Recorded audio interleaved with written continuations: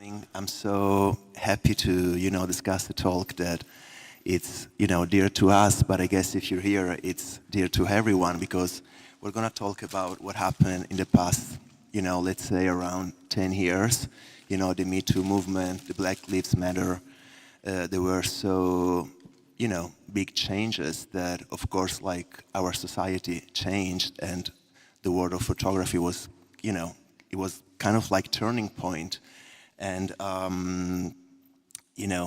minorities, history, rereading, and they don't need introduction because, if they're here, it's because they contributed to, to this change. So please welcome Alessia Glaviano, head and director at the Photo Vogue Festival. Thank you. Elisa Medde, curator, writer, publisher. Thank you. And Emma Bowkett, director of photography at the Financial Times magazine.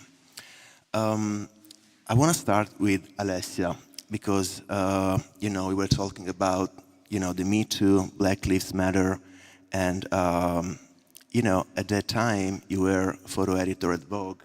And, of course, like when we think about Vogue, we think about fashion, but I have the feeling that under your, direction as a photo editor, Vogue became more and more political. So what do you, you were Yes, kind of, thank you. Thank you for the question. So I think, I grew up in the 90s in New York and I worked in fashion back then. And I have to say that the environment, the business was so different and so violent on so many levels. Not like physical violence, but more like psychological violence. And also the panorama of artists that were working was kind of just one, it was white, male, and Western society. That was the only thing that was coming out on the pages of the magazine. This was worldwide or on ads. And I always thought that was a bit unfair. So I think that when I had the chance to try to make a difference and I had the power to try to do something different, I did. Now, I have to say I was so lucky to work with someone like Franca Sozzani for so many years because she was a visionary and she always believed in the power of images to create change and how, a magazine actually and fashion is a language and it's a way to talk about so many different issues that are not necessarily related to fashion. Has fashion been a mirror of society? I think I brought that a bit farther, especially with Photo Vogue, because I am, again, with the idea in mind of trying to give a more fair representation of communities all around the world, but also of people in general. I said, why don't we open up to, first of all genre, so not just fashion photography, but everything, but also try and respect and spotlight the different visions around the world. And, Photo Vogue is a platform that today has more than 350,000 photographers from 250 regions of the world. That makes me really proud. It's a very strong community. And in 2016, we created the Photo Vogue Festival, which was a way to bring together the community, but also to try to delve into issues that we thought were relevant for society and image making. So the 2016 was dedicated to the female gaze. Then we did toxic masculinity. We did inclusivity, diversity, not just in front of the camera, but behind the camera. Because, for instance, things changed so much. I remember when we did the Black issue with Vogue Italia, which was groundbreaking, and it was completely shot by Steven Meisel, who, in my opinion, is the best fashion photographer that ever existed. and it was all with black models, and you know, the black community was, they were so happy about that. And if I think back, that was, I think, 2000 and, when was Obama elected? What was? Like around maybe 7, 6 Yeah, years so, ago, and it was kind of like, was crazy. I do remember that. yeah, exactly. So, and it was the same here. So Yeah. it was like bam, bam, very, I mean, and if I think like the black issue now, it would already be flawed because it was shot by a white photographer. photographer, yeah. You know, so how things change and our perception of things, I do feel that everything that we experience and we feel, it does a lot depend on the representation of those things by the media, by social media, by normal media. Think of what's happening in Gaza, how, you know, even the representation of Palestinian has been flawed, but for so many years. So it's all about representation. And this goes to say how important it is, the work that we do and what we put out there and what we say it's relevant or not. And trying to be brief, the last edition of the festival was dedicated to AI because maybe you all know that it's been an incredible explosion of AI in image making, and we thought it was important to talk about it. So not like just put the head under the cover and say, no, no, no, no, it's not happening, because there is a lot of fear in image makers all around the world, right? It is happening, so what do we do with it? And we did exhibitions on it. We did a 3-day symposium. If you're interested, everything is online and free on the Photovogue platform, the entire symposium. And during the symposium, we dedicated 2 days to all the ethical aspect and philosophical aspect in image making of AI. So we talked about legal issues, copyrights, bias, what makes us human. We talked about the content authenticity initiative. Fred Ricin was there, a lot of really interesting intellectuals and experts in this field. And then the last day was dedicated to art and fashion, which again, we really have to make a distinction, a big distinction here, because although I do not like to label things, in this case maybe it is important, because when we're talking about fashion and art, what you see here, it's an image of a work of art of Refik Anadol, who's in my opinion maybe the most influential artist using AI in very meaningful manners. For instance, he has done a very beautiful work for the MoMA Museum, where he used the archives of MoMA, and there is like an installation which constantly moves and reacts to exactly all these images. And that's Brian Yoon. Just to show you, this is Charlie Engman, who's a genius, and so this is, you know, this is art.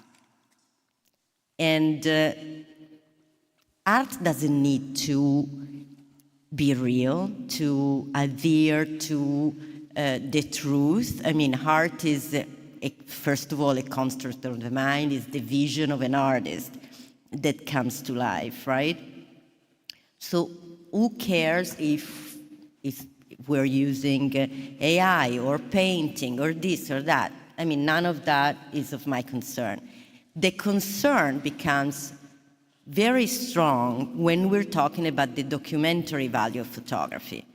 Because exactly, photography, it's a medium and it can be used for so many different things. We gotta make a distinction, because when we're talking about photojournalism and the documentary value of photography, we need to preserve that in a panorama like today, full of fake news, of this, that, and no one believes in anything anymore. The idea that now even phones have AI apps in it, and you can completely change something just by, in 2 seconds, it's really scary, because what's going to happen to the documentary value of photography? You know, I always thought, of course, photography, is subjective, is never, it's a point of view, right? You frame something, what's outside that frame, it's already, you're making a decision what to show or not. But I think of photography, photojournalism as quotation marks of reality, and it's like when you quote someone and you write something because you're quoting that someone, you do not change the words that this person used if you put the two, right, quotes. You use, that's exactly what they said. So think of photography as quoting reality, so you're framing that, and that should not change.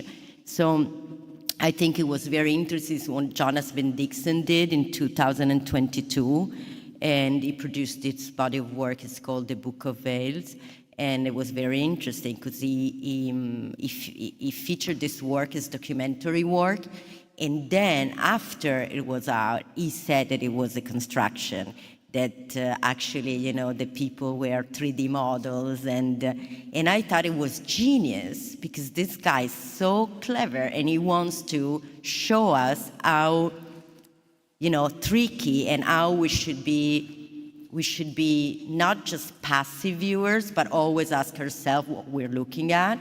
And then what I wanted to show you, it's Michael Christopher Brown, who's extremely talented, and I know you. Actually, yeah, I was going to ask you about Christopher because I interviewed him during the Photo Vogue Festival, and he told me about his work.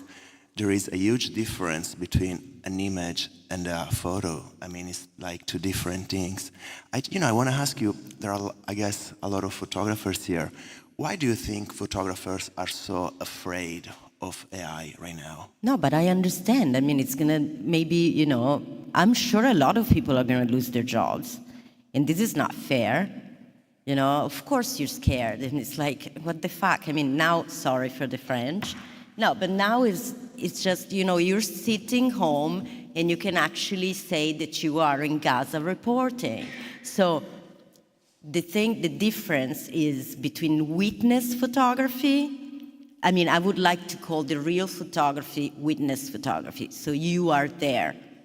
You are in front. That beautiful thing that Roland Barthes used to say about being, there, and the transparency of photography being, you don't see the object, you see the content. Right? And you're tricked into that. It's an experience as a human being. Yeah, I think it's nice to make this distinction between witness photography and... So exactly, what I would like to say is there are not at the moment, and 99% there will never be a way to detect if images are real or fake. I spoke with so many engineers on this because things change so fast. What camera makers and a lot of people like Adobe and stuff are trying to create is a way to, if you are doing a real picture, you're gonna have the tools inside your camera to show that that was a real picture. So it's gonna be the other way around. You can prove that it's real. So of course, if you wanna be, but it's really complicated. So I am really conflicted here. And I would like to end by showing you this video of a very incredible project. Just to say, there are for sure a lot of dangers within AI and image making, but also opportunities. So how do we position ourselves? And maybe I want to show this video and then we can talk about it. There's too much light, maybe. It's not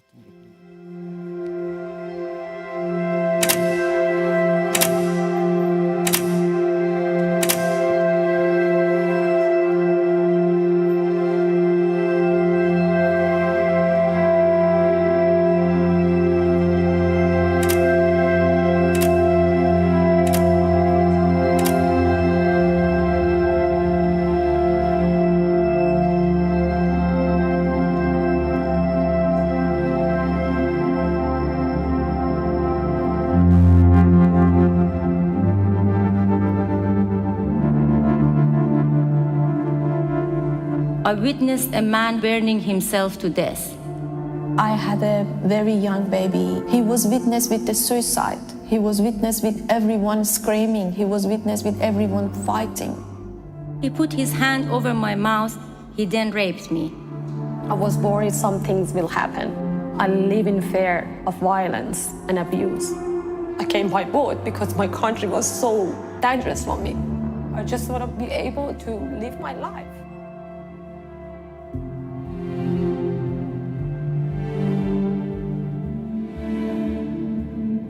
Photojournalism is so raw and visceral. The heart of this project is making sure that these witness statements are honoured and have the impact that they deserve.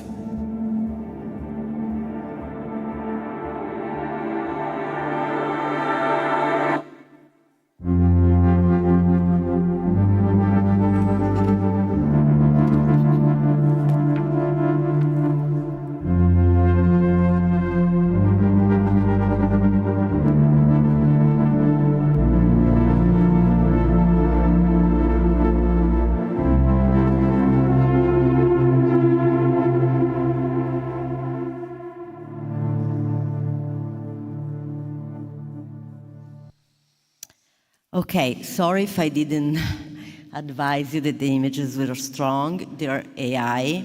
So how do we position ourselves in respect to this, which is, I think, a noble use of AI. You cannot go into these sites and see all the atrocities that these refugees have been through, and so they came up with this idea. And we do know, even from a neurological perspective, because of mirror neurons, how we empathize and react more to photographs than any other visual representation. So I just want to leave you with this doubt, and for sure we should question always what we see and try to get more into it. Thank you. Thank you, Alessia. So, Elisa, I know you have, you want to show us your work, basically, about publishing and curating. So you're next. Yeah, thank you. So I think before, I did prepare a keynote about how I approached my activity in publishing and my activity as a photo editor and as a curator. I think I would like to bridge the conversation that Alessia has started about this idea of truth with images and this idea of images as any sort of objective surface that gives proof, and how violence builds into that. We have different positions with regards to documentary and the use of AI, but I think that it's very important to start that conversation, because the way we believe images and the way we take truth out of images always entails a very profound active role from the viewer. We project what we see. It's not in the images, so there's a lot to unpack on what we need to see and what we get from what we see, but then there's even more to unpack from how we do react to what we see and how that is processed and taken for granted or taken as an evidence. It's a very, very important conversation, and it's one conversation that I tried to address in my activity, especially with Faux Magazine. I've been the editor-in-chief of Faux Magazine in the Netherlands for 12 years, and I'm now an independent publisher. Yeah, this is working. And so Faux Magazine, this is titled Publishing as Curating, because the way I approached publishing, building up on the concept of Faux Magazine, was to have this portable something that could be a very agile exhibition platform. The magazine was approached as I would approach building up a group exhibition. The only thing that it was not in a space, in a museum, but it was on paper. And so that allowed us to create conversations about images. Each and every issue will be a topic in which we would address different ideas from, documentary and image-based activism, as you can see here. And over the years, we explored many different approaches, but with the bottom line being having something that travels and reaches people and makes questions, asks questions, and provides content, whether that is images and text and how they relate to each other, that hopefully trigger even more questions, right? To build a sort of an active viewership, active spectatorship, to build a way of conversating about images that is based on knowledge, but of course on also different ways to approach whatever it is that we call imagery, right? We talk about photography, but then photography is a medium in transition, we say. It's always in flux, it's always evolving, and it's always melting and going through processes of hybridization. So we very often and more tend to talk about images at large. And images are something that we perceive, something that we read, depending on what we are able to recognize within an image, right? There's always a, and some of my students present in here might recognize this obsession of mine, always thinking about how when you see an image, you always have two types of relationship going on. There is an emotional reaction to images, whatever positive or negative that can be. You react with your emotional senses, and then you have an intellectual reaction to it. And they build up on each other, and they are changing, and they change based on what is our upbringing or where we come from, what do we want to see in there. So I think it's very important in all platforms, whether that is publishing or exhibiting or online and digital, it doesn't matter, that's a platform, right? It depends on how you use it. But what I found important was to always try to trigger this type of conversation. And in my years at Fu Magazine, I tried to do it combining a very intense relationship between images and text and guests that we invited, and tried to promote and propose very different approaches to image making and photography in that sense. I have here collected a very quick overview. Times are changing and magazines are complicated and very expensive to make. I've got here Emma that knows very well the problems and how challenging that is, and also because we have an audience that is increasingly difficult to reach whenever you want to put out slow content. Fast content goes very well on the digital platform because this, right? But when you want to put out content that needs a slower approach, that is increasingly difficult. So we do need strategies, right? We do need to think about how to whom we are talking, who's the spectatorship, who's the audience. This is Piarche, by the way, if someone goes to London anytime soon, there's a fantastic exhibition about her work.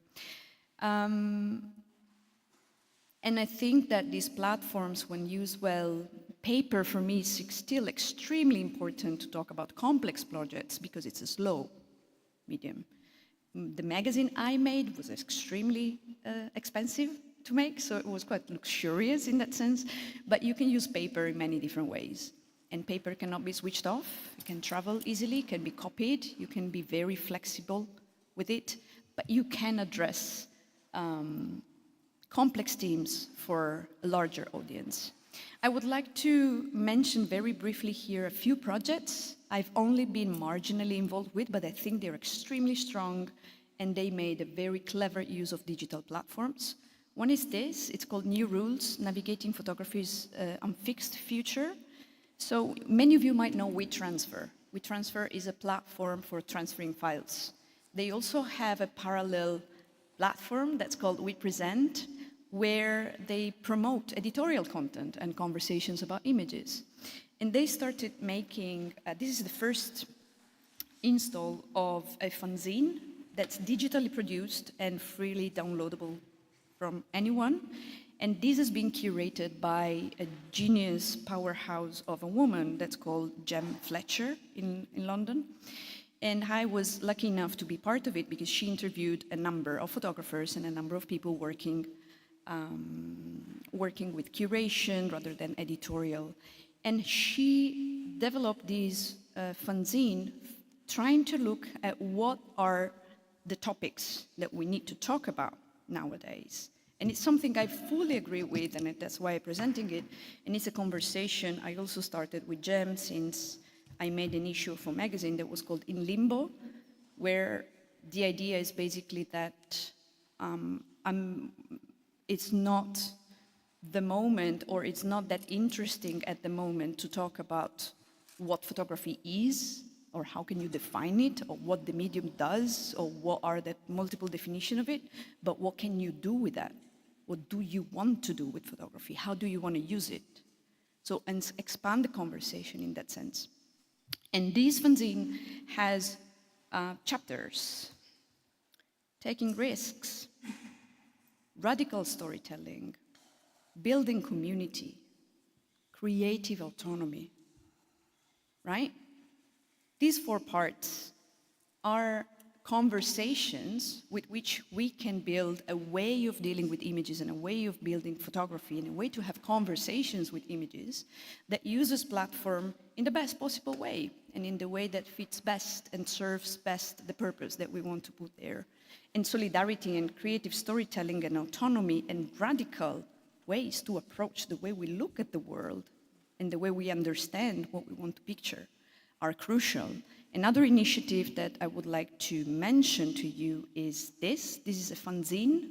It's called Tarwide, and it's produced by a collective that's called Akataula, and it's a collective of Palestinian photographers based in Palestine and in the diaspora. And this is something that was produced before hell broke loose in October, but came out after. So it's something that was in transition. And this is a fanzine that has been produced thanks to the Arab Culture Fund and all the programs that are present in the area with an incredible work that the Magnum Foundation is doing. But this is a fanzine that has been produced with a ridiculously low amount of money. It's a beautiful object. I couldn't put the video, so if you're interested, you just go to the Magnum Foundation website and you can see a video of this. And it's something that has been produced from the authors, from the photographers. It's sold to sustain their activities. And it travels because people decide to sell it.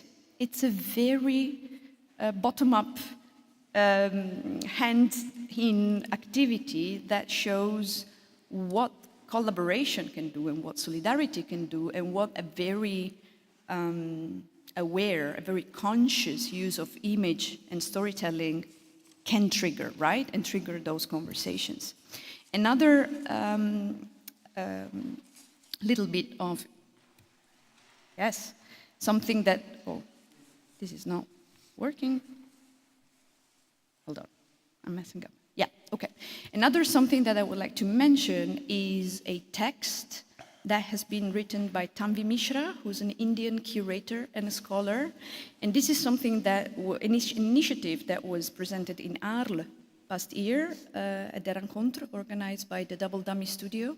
And it was a platform looking at self-publishing in Southeast Asia.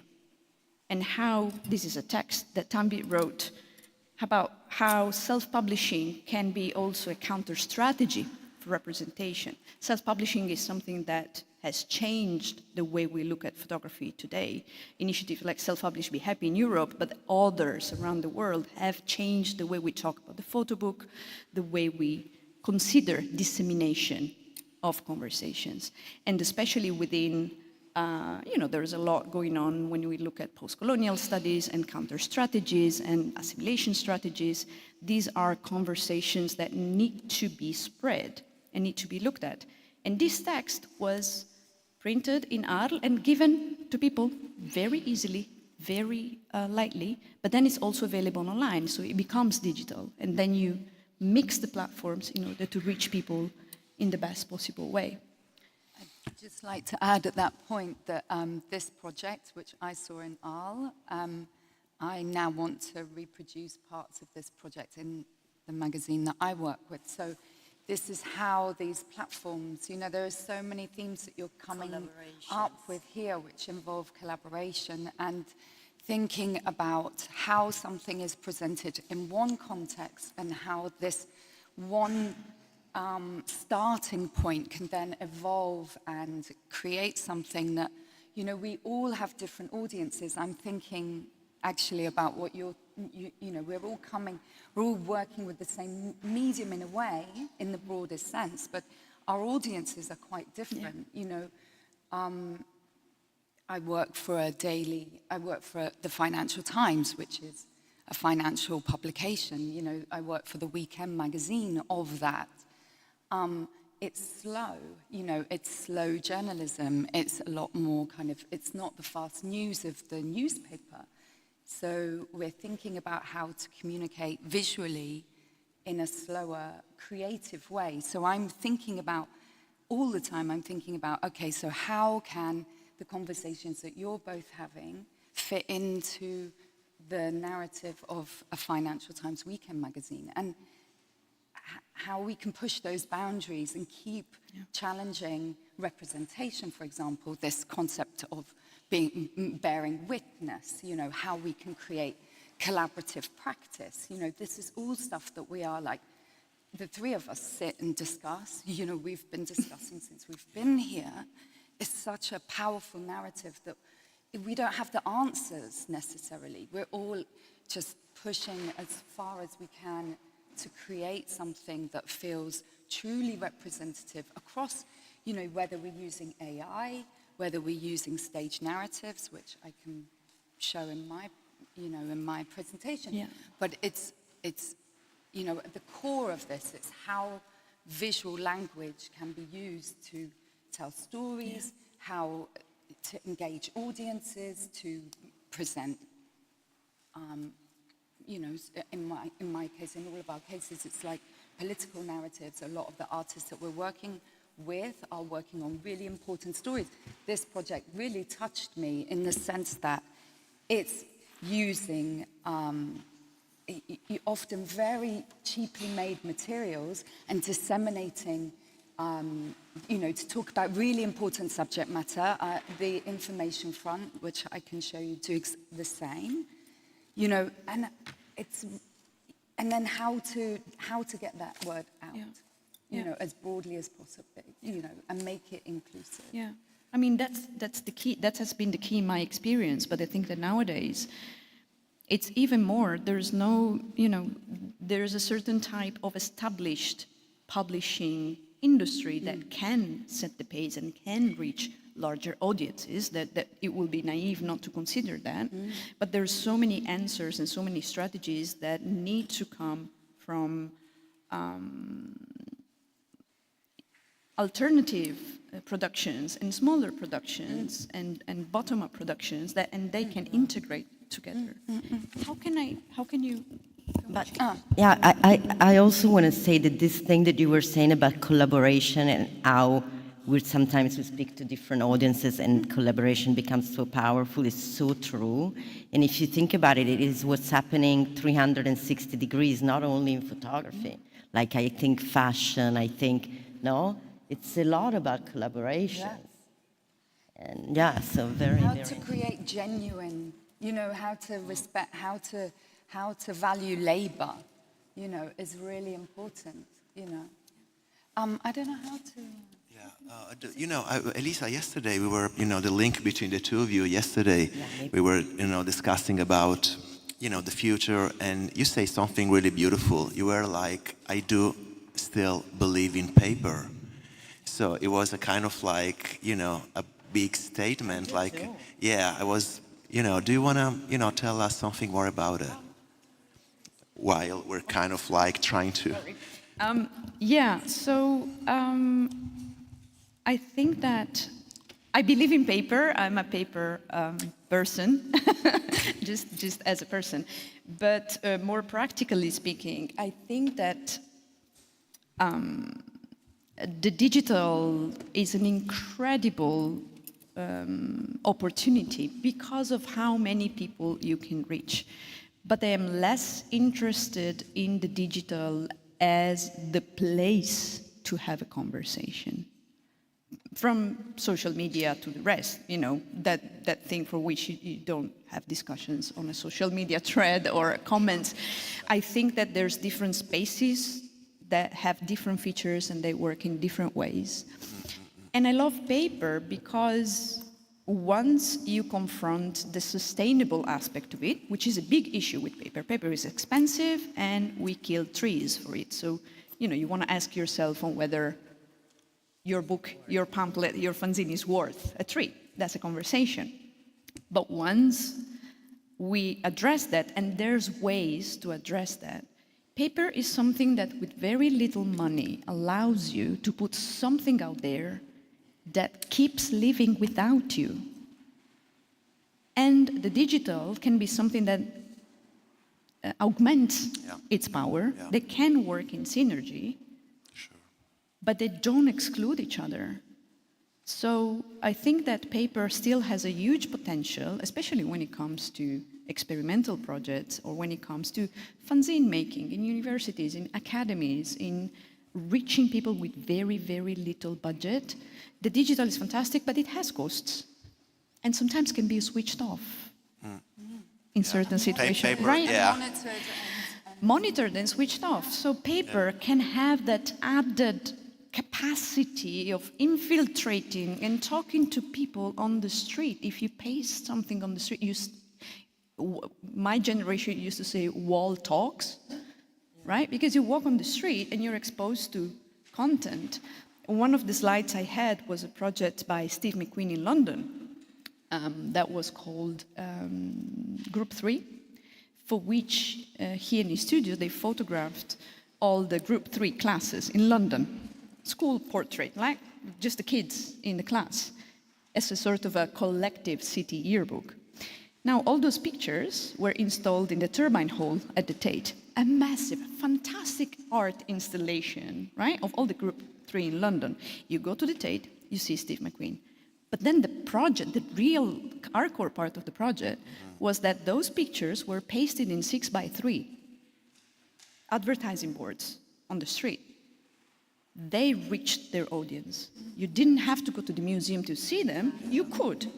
But then you will pass by a street and see these 6x3, which is an action that triggers so many conversations. First of all, you're taking a space that's supposed to be capital, that's supposed to be advertising. You see Zara on top of that, and you see your kids' class. Then you tackle representation. Then you tackle visual literacy. Then, you know, you tackle so many issues. And that's Steve McQueen. Of course he had means, but the strategy of it is not invented by Steve McQueen. It comes from counterculture. It comes from different ways of approaching, right?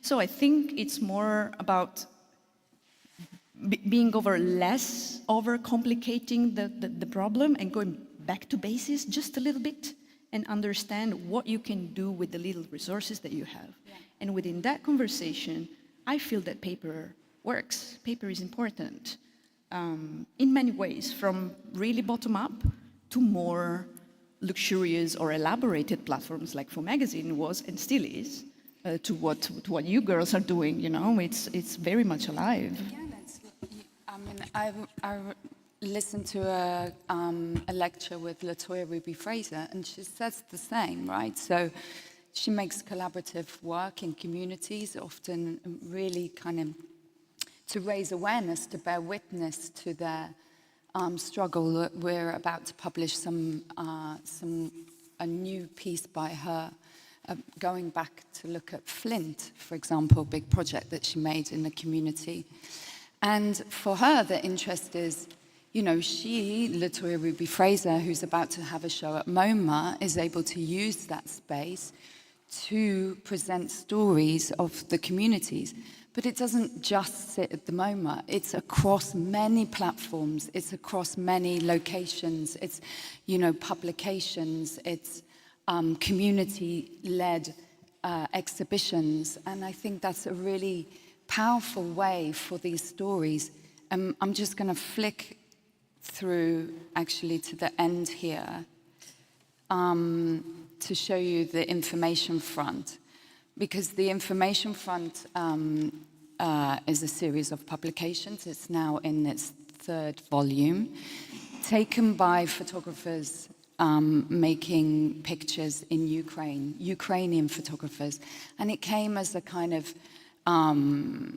a reaction to the international representation of war in that country. And it was produced by 3 artist curators, Katerina Rodchenko, Christopher Nunn, and Donald Webber. And I saw that project, and the first iteration of it was a very cheaply produced newspaper, this one, that was made and disseminated globally. And it was something that they could keep as a record of evidence. And a lot of these photographers were working in a very kind of slow way, suddenly having to respond to something that was happening incredibly quickly. So they were changing their visual language actually at that time, and they produced this body of work at the very beginning of the war, and then for the anniversary, which was 1 year, the 1 year anniversary, the FT magazine wanted to present something. So I reached out to Chris Nunn and invited the 3 of them to choose some artists and to work with us to present. We decided on 10 artists, but the control was theirs, the choice was theirs, the design, they led the design. You know, we designed it in-house for the magazine. We'd never done this before, and it's something that I feel really passionately that we try and continue to do, because we have a readership of 1 million subscribers. We have a space, you know, we're able to reach different audiences, and I think that's really important. And we are able to share these spaces in order to give time for other people to present their narratives with us alongside. So we presented 10 pages, 20 pages, 10 artists, and a cover. And we paid them a flat fee, and they paid the photographers, and they, you know, all of the money went back into the project. And we call this volume 2.5, and now they just produced the 3rd volume now. So I think, you know, and each time they reproduce it, it will be slightly different format. So the 2nd iteration was more of a catalogue looking at the history of photography in Ukraine, and it was a glossy magazine. And then the 2.5 was us, and then the 3 is now connected to another exhibition that they just closed.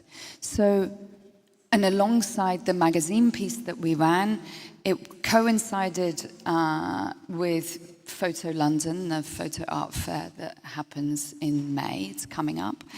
And we were able to invite them to present a Zoom talk on Photo London's platform, again, a different audience.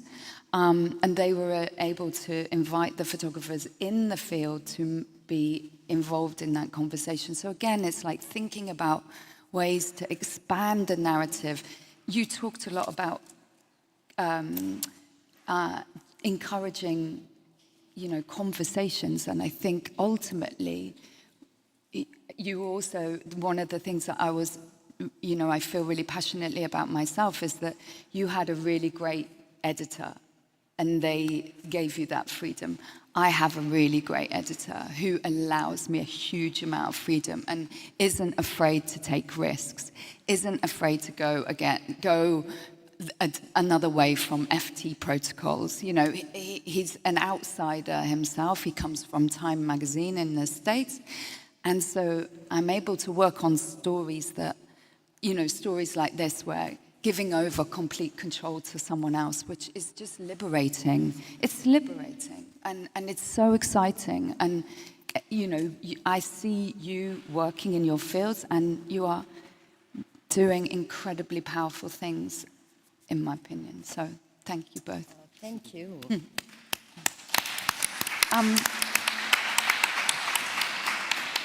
We don't have so much time, so maybe we should ask some, invite some questions. Thank you so much, by the way. Thank you.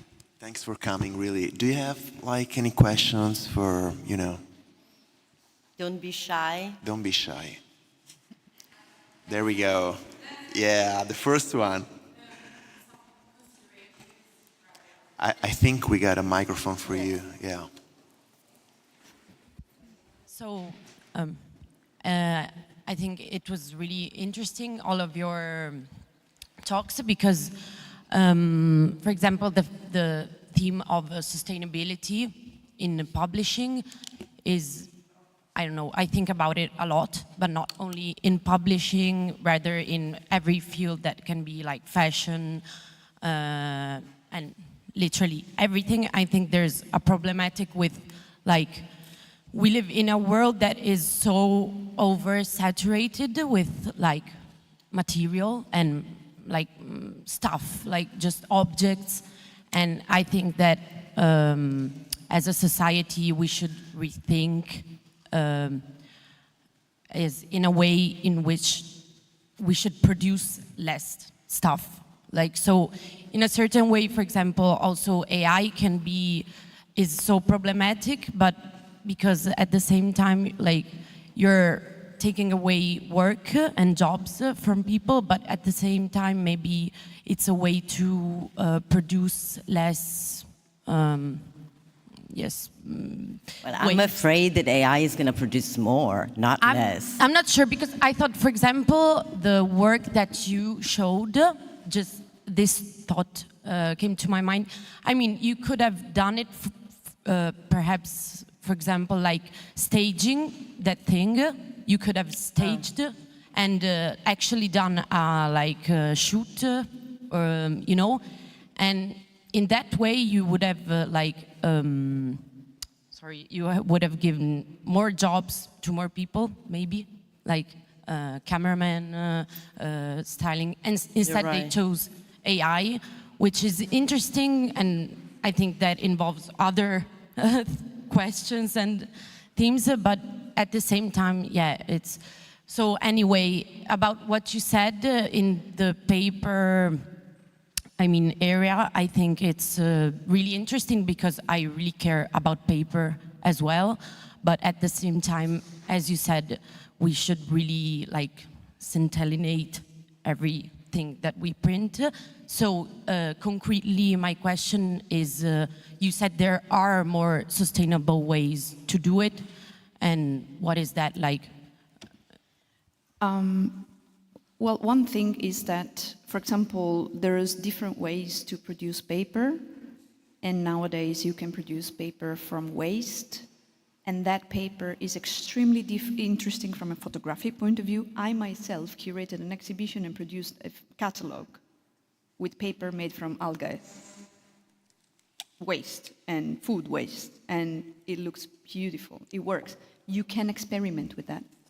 But recycling also means using resources properly. The way, for example, For Magazine was born, so For Magazine is this fancy thing with 12 different types of paper. The paper was nothing more than leftovers. When you have paper merchants, right, you buy paper in stock and they have a size. If you have large productions, you use tot amount of paper. You will never use the whole stock that the paper merchant has. So the magazine we were making, which had at that point a print run of about 6,000 copies, the way it was created was we collect the leftovers of the paper merchant and we press it and build it into one issue. So we take what's left and we make it work. That's one way. There is not one solution to sustainability, and there's larger conversations that need to be made about industrial production and all of that. But there are ways to make smaller production that matter. It's a bit like with music. You know, you have vinyl and records, and that is a smaller production maybe, but then you work more on quality. You print less. You don't need to print a gazillion thousand copies, you know, you do less, but you do things that matter in a better way. Also, when it comes to printing techniques, technology is advancing. There's ways to reduce waste. So I think that bringing that conversation at the center will allow different expertise also in the field. I'm just an editor and a curator. I don't know the technicalities of it, but you allow different voices to come up with solutions to make it work better. Again, that question of collaboration, right? So I'm producing a festival in London at the moment, and we're looking into using sustainable materials. And there are stuff out there that is available. We're also working with the Sustainable Darkroom project, if you're familiar with that. That's an organization that works with artists working with sustainable plant-based materials. And so the printing, wet plate, and different techniques that are not damaging to the environment. And it's a growing, it's a growing interest, and there's a lot of artists who are working in that way now. It's something that we really need to be kind of moving much faster than we are, but that involves investment, and there isn't much. But yeah, I mean, actually there's some Anna Kaiser Reisenberg who's doing a lot with sustainability in curation, so yeah, in Helsinki. It's a great question, thank you. Kade.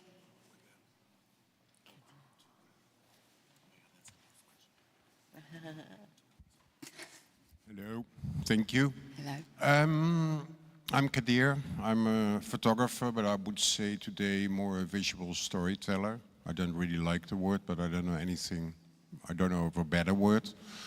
I was wondering, because I'm coming from the analog era. I love books, I love paper, I love the layout, I love the picture on the page, but I also see that video is really kind of integrating in my profession, and I was wondering how you look at this. You know, the use of data, it's all research-based, it's all about the truth, and video can play a very important role. So I wonder how you look at this. I can start and then you follow up. I think video is becoming more and more important. At the same time, I think that the immediacy of photography could never be replaced. And if you think of the attention span, which is lowering and lowering and lowering, photography is still faster than video is. And they're really, I think they can be integrated. I think they add up to the story. And, you know, the more, like, I love when the New York Times, they do those layouts, digital layouts, where you sort of get out of that idea of the page, right? You have the limitation of the page on the print. And exactly, maybe you, with videos and other things and graphic things, you have to treat, you were saying before, everything is a platform, right? And yes, it's true, but then the same story could be told in many different ways depending on the platform that you're using. And you know how the platform also influences the meaning of the content. So if you take a passport picture, in your passport has a meaning. If you put it in a museum, it has a different meaning. So exactly, it goes, but I think, from my opinion, it adds to it, is not something that takes away from photography.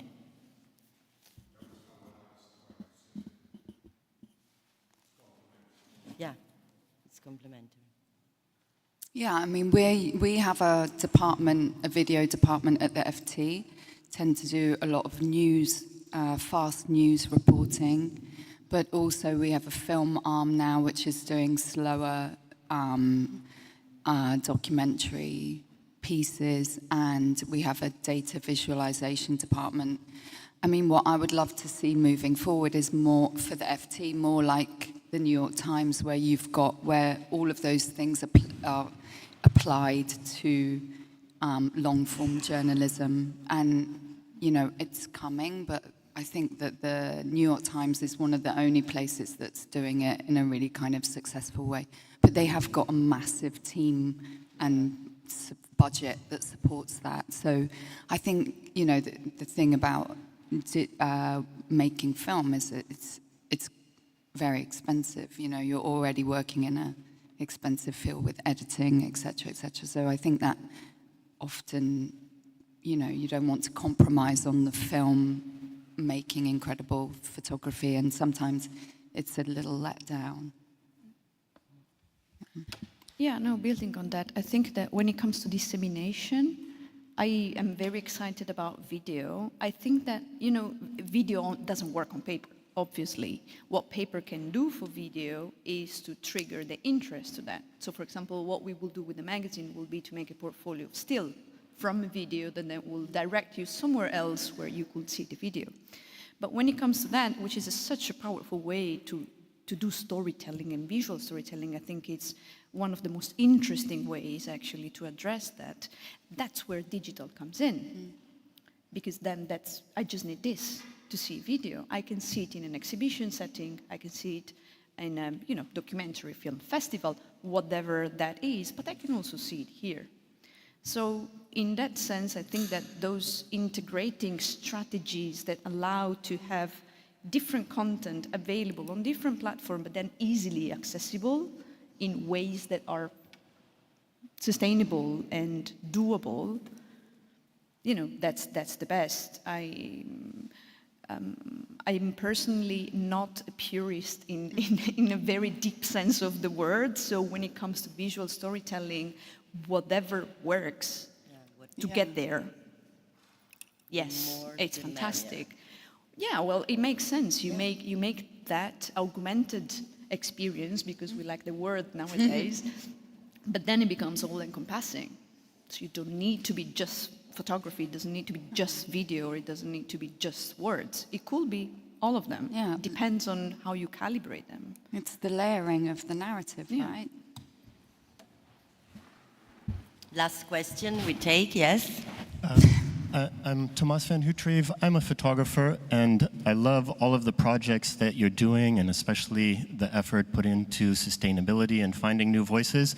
But I have a bigger overall concern, which is it seems like these are very niche concerns compared to how images are used in the world today. If you look at the decline of print media, it seems to be continuing to decline since the last 20 years. And an explosive growth of algorithmically driven online media that is conditioning the whole generation of how they see images. You know, young people spend up to 4-8 hours a day on TikTok watching short videos. I have a feeling that photography is kind of become marginalized. It's no longer a dominant media at all.